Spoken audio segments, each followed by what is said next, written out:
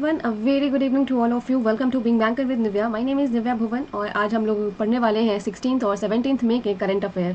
तो चलिए आज का सेशन हम लोग स्टार्ट करते हैं। और इसके पहले मैं आप लोग को बता देती हूँ अपनी रूटीन, जो कि अनअकैडमी पे मेरी हर रोज़ चलती है। तो आप लोग मुझे अनअकैडमी पर भी लाइव क्लासेस के लिए भी आप मुझे फॉलो कर सकते हो। स्पेशल क्लासेस जो कि फ्री ऑफ कॉस्ट होती हैं, आप यहाँ पर मुझे हर रोज़ ज्वाइन कर सकते हैं। तो आज का जो पहला न्यूज़ आया है वो आया है चाइना से। चाइना का पहला मार्स रोवर जिसका नाम है ज़ूरोंग, ये इसने सक्सेसफुली लैंड किया है मार्स पर, मंगल ग्रह पर। सो चाइना का ये पहला मार्स रोवर मिशन था ज़ूरोंग। सो इसने लाल ग्रह मतलब मार्स पर अपने लैंडिंग कर ली है, बिकमिंग द ओनली सेकेंड। तो इसके पहले, चाइना के पहले यूएस ही सिर्फ एक ऐसी कंट्री थी जिसने मार्स पर अपने रोवर को भेजा था सक्सेसफुली। ऑल दी कंट्रीज, अभी जितनी भी कंट्रीज हैं अभी वो सभी ट्राई ही कर रही हैं, ठीक है। So the vehicle used a combination of protective capsule, एक पैराशूट था, and a rocket platform to make the descent. सो उसे आसानी से मार्स पे उतारने के लिए क्या क्या चीजें डाली गई थी चाइना के तरफ से वो बताया गया है। ये जो चाइना ने नाम दिया है ज़ूरोंग, इसका मतलब क्या है चाइना के लैंग्वेज में, इसका बात करें तो मतलब है गॉड ऑफ फायर, आग का देवता। Was carry to Mars on the Taiwan 1 orbiter. Orbiter का नाम याद रखेंगे, रोवर का नाम याद रखेंगे। सो जब एक बार वहां पर डिप्लॉयड हो गया है, the rover is expected to spend at least 90 Mars days. 90 Mars दिनों तक ये रोवर वहां पर रहने वाला है, वहां की चीजों को ऑब्जर्व करेगा और चाइना को रिपोर्ट भेजेगा। सो चाइना का नेशनल स्पेस एडमिनिस्ट्रेशन फाउंड हुआ था 22 अप्रैल 1993 को। इसके एडमिनिस्ट्रेटर हैं जैंग कीजियन एंड हेडक्वार्टर है इसका बीजिंग, चाइना में। Moving on to our next news number 2। Footwear brand Bata India ने अपॉइंट किया है गुंजन शाह को अपने नए सीईओ के तौर पर। सो chief executive officer Gunjan Shah replaces Sandeep Kataria. Shah ने संदीप कटारिया को हटाया है। सो संदीप कटारिया को ग्लोबल सीईओ ऑफ बाटा बना दिया गया था नवंबर 2020 में। इसके पहले शाह चीफ कमर्शियल ऑफिसर थे ब्रिटानिया इंडस्ट्रीज में। सो इसका जो, अगर आप हेडक्वार्टर बोलोगे तो इसका हेडक्वार्टर है स्विट्जरलैंड में, और इंडिया का जो इसका ब्रांच आप बोलोगे वो है गुरुग्राम, हरियाणा में। न्यूज नंबर 3, एनबीए ने क्रिएट किया है social justice award named for Abdul Jabbar. So the National Basketball Association, इन्होंने एक नया अवार्ड अनाउंस किया है जिसका नाम है करीम अब्दुल जबर सोशल जस्टिस चैंपियन अवार्ड। किसके लिए? वैसे सारे प्लेयर के लिए जो कि सोशल जस्टिस से निपटने के लिए काफी अच्छे काम करते हैं। उन्हें प्राइज के तौर पर $1 लाख का अवार्ड दिया जाना है। एनबीए फाउंड हुआ था 6 जून 1946 को यूएस में। इसके कमिश्नर है एडम सिल्वर और इसका हेडक्वार्टर है न्यूयॉर्क, यूएस में। नेक्स्ट, हिमाचल गवर्नमेंट ने लॉन्च किया है आयुष घर द्वार प्रोग्राम। सो आयुष घर द्वार प्रोग्राम क्या है? इस प्रोग्राम के तहत वैसे सारे लोग जो कि होम आइसोलेटेड है, कोविड-19 पॉजिटिव पेशेंट्स, उन्हें योगा प्रैक्टिसिंग करवाई जाएगी। उन्हें योगा घर पर ही प्रैक्टिस करवाया जाएगा ताकि वो जल्दी ठीक हो सके। ये जो प्रोग्राम शुरू किया गया है ये आयुष मंत्रालय के साथ में आर्ट ऑफ लिविंग ऑर्गेनाइजेशन ने मिलकर के स्टार्ट किया है। सो इसके तहत बोला जा रहा है approximately 1000 virtual groups on social media जैसे कि Zoom meeting, WhatsApp, Google Meet के थ्रू लोगों को लाइव प्रैक्टिसेस करवाई जाएंगी योगा के। हिमाचल प्रदेश के गवर्नर है बंडारू दत्तात्रेय और चीफ मिनिस्टर है Jairam Thakur. Next, moving on to our news number 5, Andrea Meza को 69th मिस यूनिवर्स बनाया गया है। सो ये मेक्सिको की हैं, Andrea MISA 69th miss universe बनी हैं। सो हमारे इंडिया से भी जो थी एडलाइन क्वाड्रोस कैस्टेलिनो, इन्होंने भी टॉप 4 में जगह बनाया है। सो ब्राजील की जूलिया गामा ये फर्स्ट रनर अप रही हैं, Janick Maceta second runner up रही हैं, और इंडिया से एडलिना और साथ ही डोमिनिशियन रिपब्लिक से किम्बरली पेरेज, ये दोनों ही थर्ड रनर अप रही हैं। So this year the pageant is being held in Miami में हुआ था इस साल का, and Zozibini Tunzi of South Africa crowned her successor in the event. सो जोजी बेनी चुनजी ने ही जो साउथ अफ्रीका की हैं, इन्होंने ही एंड्रिया मीजा को क्राउन पहनाया था। Next, news number 6, Nagaland conservation Nuklu Phom gets prestigious Whitley award. So Nagaland की नुक्लू फोम को मिला है वाइटली अवार्ड 2021। ये एनवायरमेंटलिस्ट है। एनवायरमेंटलिस्ट का मतलब क्या है? वैसे सारे लोग जो कि एनवायरमेंट के लिए काम करते हैं, उन्हें बचाने के लिए काम करते हैं। सो इसे ग्रीन ऑस्कर भी कहा जाता है। Nuklu Phom's name along with the other 5 other, इनके साथ में 5 और लोग थे। सो ये अनाउंस करता है UK based Whitney fund for nature, इनके तरफ से दिया गया है, जिसमें से 40,000 यूरोज प्राइज में दिए जाते हैं। सो इन्होंने, नुक्लू फोम ने अमूर फैल्कन को बचाने के लिए, साथ ही बायोडाइवर्सिटी को इंक्रीज करने के लिए भी काफी सारे काम किए हैं। अमूर फैल्कन एक बर्ड है। चीफ मिनिस्टर नागालैंड के Neiphiu Rio and governor is RN Ravi. Moving on to our next news number 7, Indian American नीरा टंडन को अपॉइंट किया गया है व्हाइट हाउस सीनियर एडवाइजर के तौर पर। So Neera Tandon appointed senior adviser to US president Joe Biden. अभी तक ये प्रेजेंटली CEO और प्रेसिडेंट थी सेंटर फॉर अमेरिकन प्रोग्रेस की, दैट इज कैप। सो इन्होंने इसके पहले सर्व किया है as a senior adviser for health reform at US department of health and human. तो काफी बड़े बड़े पोस्ट उन्होंने सर्व किया है already. Sikkim a history of intrigue and alliance, ये बुक रिलीज की गई है जिसे पब्लिश करने वाले हैं हार्पर कॉलिंस इंडिया। 16 मई को रिलीज होने वाली थी। 16 मई को ही सिक्किम अपना स्थापना दिवस भी सेलिब्रेट करता है। So former diplomat Preet Mohan Singh Malik combines insight into unique history।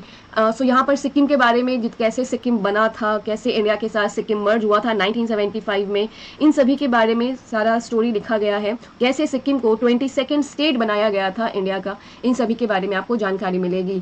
Next news number 9, International Day of Living Together in Peace. हर साल हम लोग 16 मई को ऑब्जर्व करते हैं। ये दिन हम लोग 2018 से कंटिन्यूसली सेलिब्रेट करते हुए आ रहे हैं।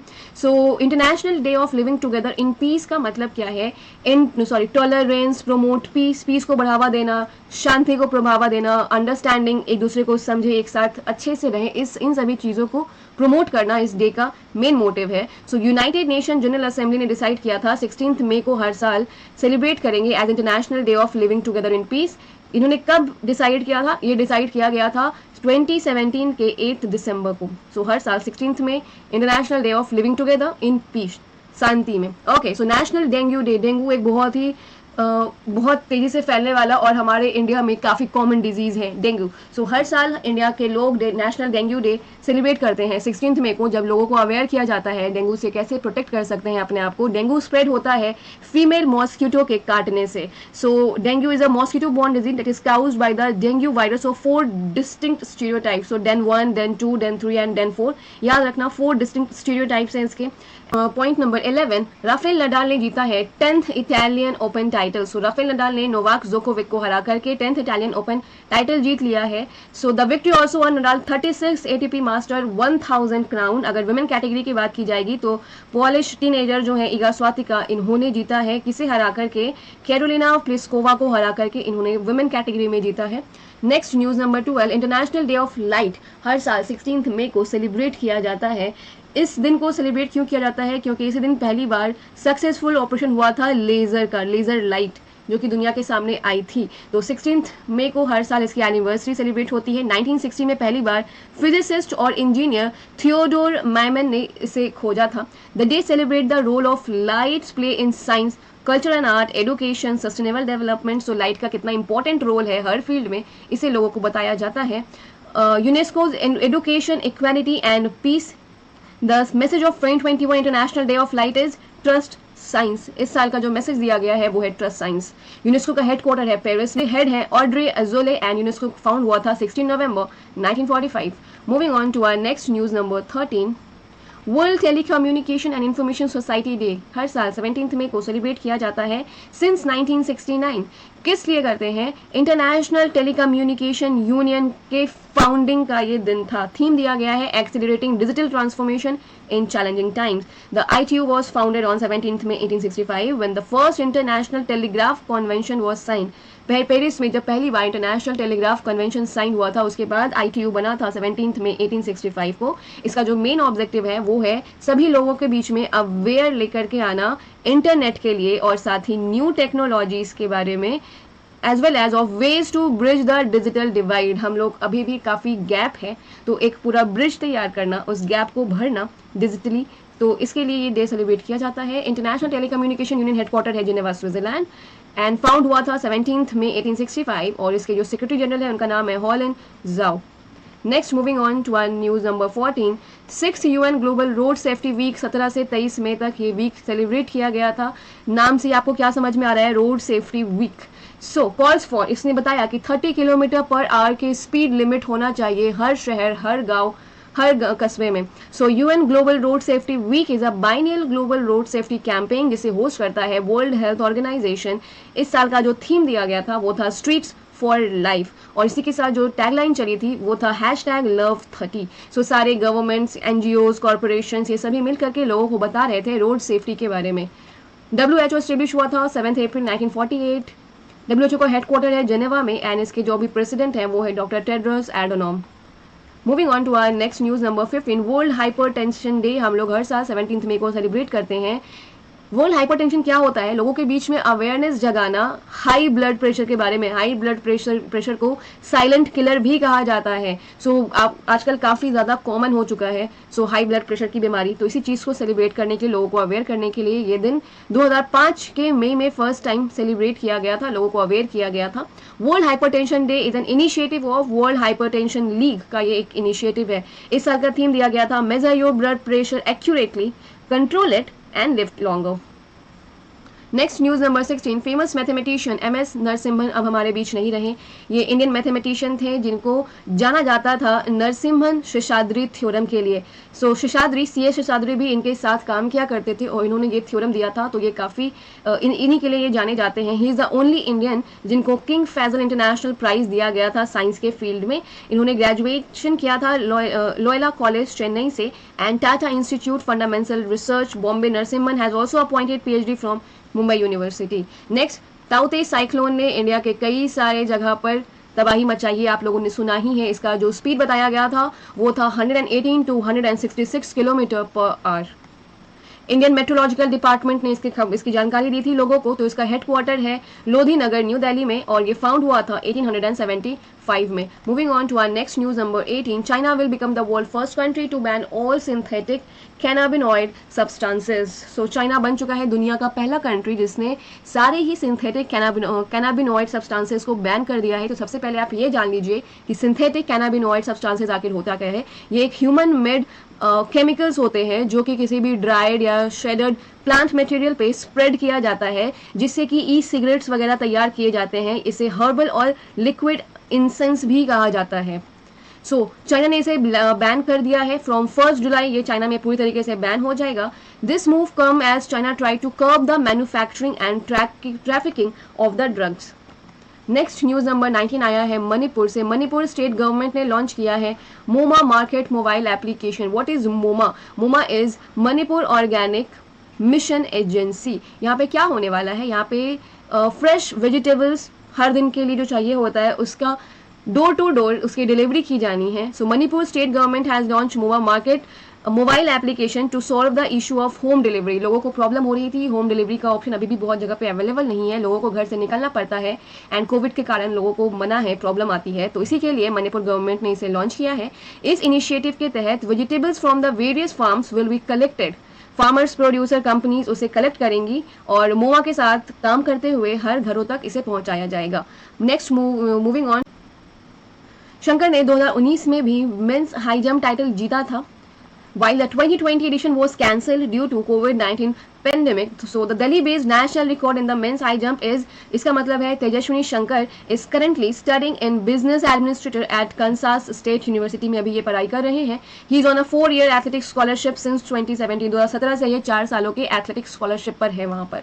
Next moving on to our next news number 21, Uttarakhand police ने लॉन्च किया था मिशन हौसला। इसमें क्या है, पीपल को ऑक्सीजन, बेड्स, प्लाज्मा, जितने भी पेशेंट है कोविड-19 उन्हें दिया जाना है। Beside this the police are also helping the public in getting ration लाने में भी हेल्प करेंगी पुलिस, एम्बुलेंस का भी इंतजाम करेगी। तो ये है आपका मिशन हौसला। Next news number 22, institute for development and research in banking technology IDRBT, जो कि रिजर्व बैंक ऑफ इंडिया का एक आर्म है, ये तैयार कर रहा है next generation digital finance infrastructure, जिसका नाम है national digital financial infrastructure, that is नाडी। नाडी गवर्नमेंट ऑफ इंडिया के द्वारा ओन किया जाएगा और नाडी के जो हाई स्पीड जो नेटवर्क होगा उससे गवर्नमेंट सारी ही फाइनेंशियल एक्टिविटीज को मॉनिटर कर सकती है और साथ ही कंट्रोल भी कर सकती है। ये 5G एज क्लाउड SDN के साथ में काम करना है। SDN is software defined networking.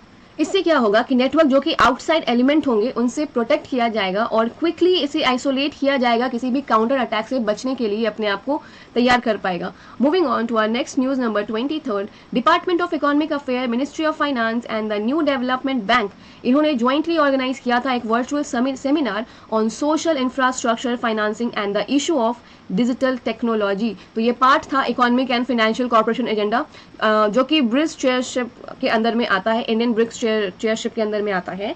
Important issue regarding the use of digital technologies in the 21st and social infrastructure facing were the key focus under the seminar. So आप नाम से ही समझ रहे हैं कि यहाँ पे क्या था, डिजिटल टेक्नोलॉजीज पर ही यहाँ पर भी फोकस किया गया था. Next news number 24. वर्ल्ड के 100 मोस्ट इन्वायरमेंटली रिस्की सिटीज़ में से इंडिया के 43 सिटीज़ ऐसे हैं जो कि इस लिस्ट में हैं. ये जो लिस्ट रिलीज़ की गई थी, इसे रिलीज़ किया था वेरिस्क मैप्लेक्रॉफ्ट ने, और इसका टाइटल था इन्वायरमेंटल रिस्क आउटलुक 2021, जिसमें से इंडिया के 43 सिटीज़ शामिल है. China has 37 most environmental risky. China के 37 सिटीज़ ऐसे हैं जो कि इन्वायरमेंट के लिए काफ़ी ज़्यादा रिस्की हैं. Jakarta in Indonesia was rank the riskiest cities. So Indonesia का जकार्ता सबसे ज़्यादा रिस्कीस्ट सिटी बताया गया है, और उसके बाद है दिल्ली और Chennai. 99 of the world's 100 riskiest city are in Asia. 100 में से जितने 99 सिटीज़ हैं, रिस्की सिटीज़ हैं, वो एशिया में आते हैं. Lima Peru is the only non Asian city to be listed in the world 100 risky cities. Glasgow और स्कॉटलैंड को सेफेस्ट सिटी बताया गया है इस रिपोर्ट के तहत. तो आज के लिए इतना ही न्यूज़ था. आई होप आप सभी को अच्छा लगा होगा. जाते जाते एक लाइक ज़रूर कर दीजिएगा, और अगर पहली बार आए हैं चैनल पर तो चैनल को आप लोग सब्सक्राइब भी कर लीजिएगा. सो नेक्स्ट क्लास में मिलती हूँ आप लोगों से नेक्स्ट डेट के साथ. Thank you so much everyone. Bye bye.